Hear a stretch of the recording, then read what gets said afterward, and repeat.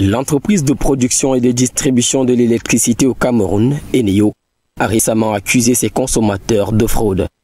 Suite à cette déclaration, l'agence de régulation de ces secteurs, l'ARCEL, par le biais de son directeur Jean-Pascal Nkou, a adressé un courrier au directeur d'Eneo, Éric Mansuy, avec pour objet mise en demeure. Dans cette correspondance du 13 avril, l'ARCEL a notamment mis en évidence un certain nombre de manquements et dérives observés dans la gestion des cas de fraude.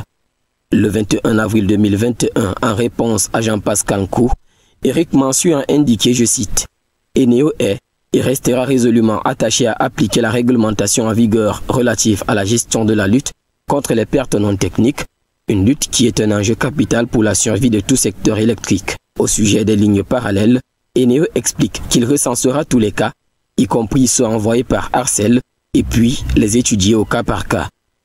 Quant à l'annulation des factures de fraude, la compagnie fera une contre-expertise et rétablira le client dans ses droits s'il a raison. Selon le producteur et distributeur de l'électricité au Cameroun, la fraude électrique cause une perte annuelle de plus de 60 milliards de francs CFA. C'est ainsi qu'Eneo nécessite le soutien du gouvernement et des associations des consommateurs qui déplorent pourtant ce qui leur est fourni en qualité d'électricité. Nous n'avons pas l'énergie en quantité et en qualité. Nous n'avons pas les compteurs électriques qui sont installés dans les ménages. Ils sont étalonnés. Comment? Qui sait comment ils sont étalonnés?